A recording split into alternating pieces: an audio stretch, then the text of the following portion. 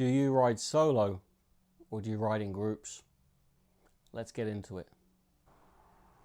Hey guys, it's Slimy Rides. I hope you're well, hope you're out riding. So, question was, do you ride solo or do you ride in a group?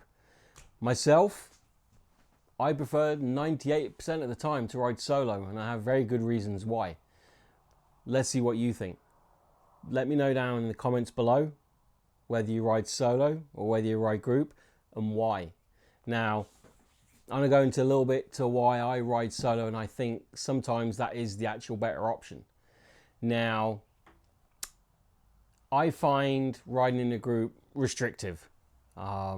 If I'm in one of those moods where I just want to rip it and cane it down the roads, you know, going past maybe some other riders' capability or their comfort zone,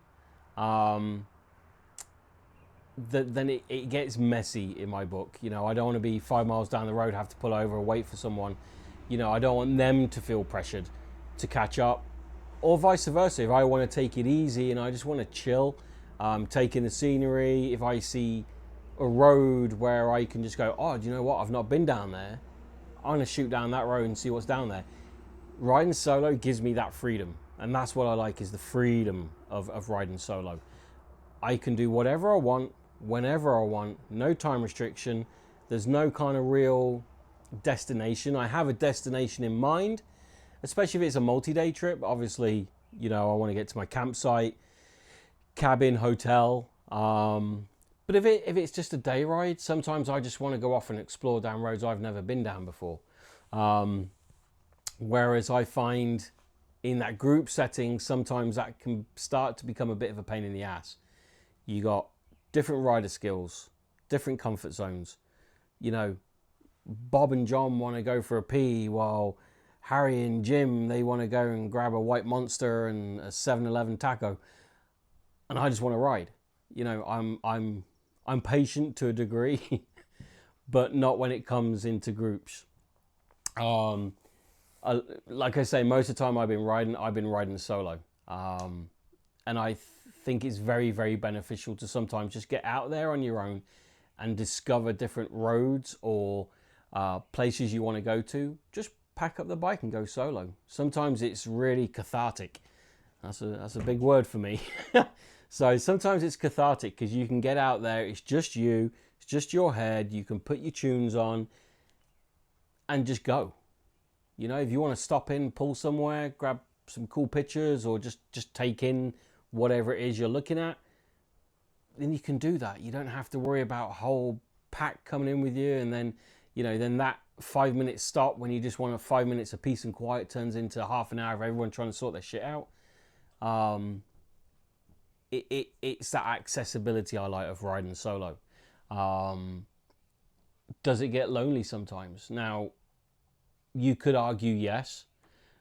I find 9 out of 10 no. Sometimes there's, you know, I'll be somewhere in the country and I'm like, do you know what? Oh, that'd be cool if they saw that, or they could see this. But, you know, that's why we have, you know, video and pictures on our phone. You can just send it to them. Sometimes the company's cool, especially if something happens, you know, your bike breaks down or you have some emergency for yourself. But for the most part, you can cover that on your own. You know, you prep, especially if you're doing a road trip, you can prep with that with a toolkit and know how to use it on your bike. Make sure you got the right tools for the right bits of the bike. Puncture repair kit or inner tube.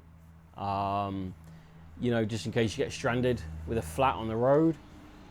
Making sure you got water on you, your cell phone's fully charged up, you got a battery bank just in case, you never know.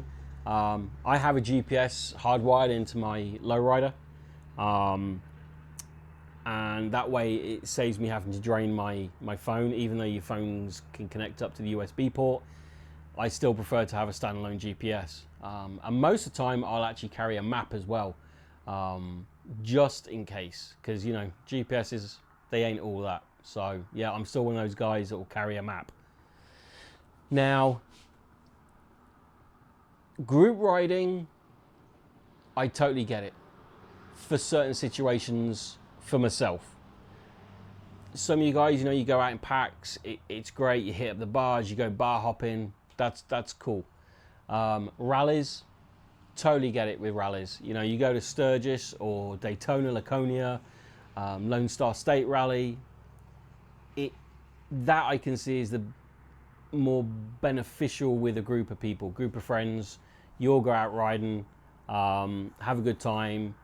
Just from my own personal opinion, I'm not, you know, a drinker. I don't drink. I gave up 20 odd years ago.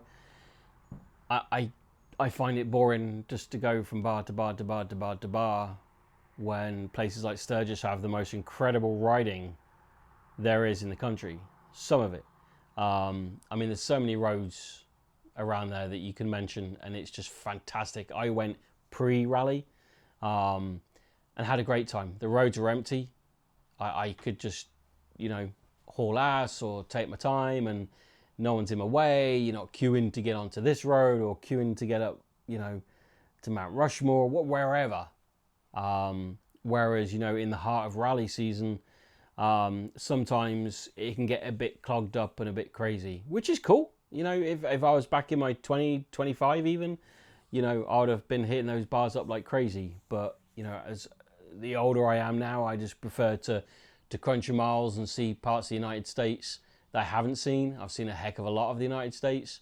But that's why I do it solo. Don't ever be put off or nervous about doing a solo trip, whether you're new to biking or you've had a long layoff from riding and you've got back into it, and you know you feel like you have to ride with buddies and stuff like that. Find your own path. You know, go get on the bike, punch somewhere in to go, and just go. You know, if you've got a week's vacation, sometimes we all need that headspace and just to breathe. Get on your bike, punch in a destination, book a cheap motel for a night or two, and then just go and explore. It's so freeing.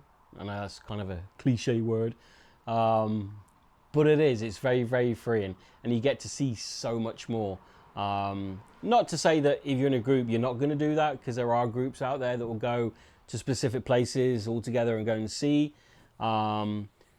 But I think solo is the way forward sometimes, for sure. Now, obviously you have riding groups and clubs, and I get all of that. I recently got offered to join the Hog group where I am, and politely declined. You know, I get it. You know, friends, camaraderie, you know, the brotherhood, and all of that, and I totally get it. I've been working in Harley Davidson dealer long enough that I understand, you know, all of that. But I'm not regimented. I don't like someone telling me how I should ride and how I can ride and where I should ride within the group. I understand why, and I get it, especially with some of these hog groups are massive. So I definitely get they've got to have a structure.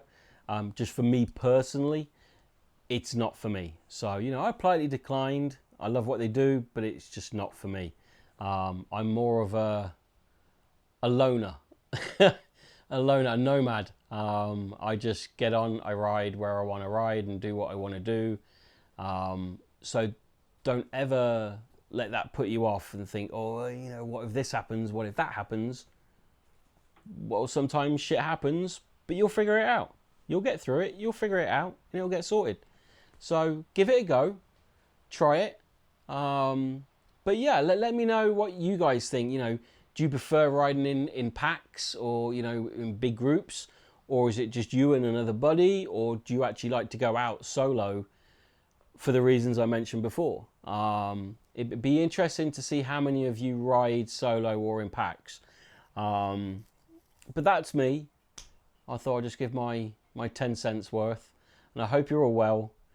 Keep on riding. Get out there. Let's crunch your miles this year. Let's get a second set of tyres in 1 year on your bike.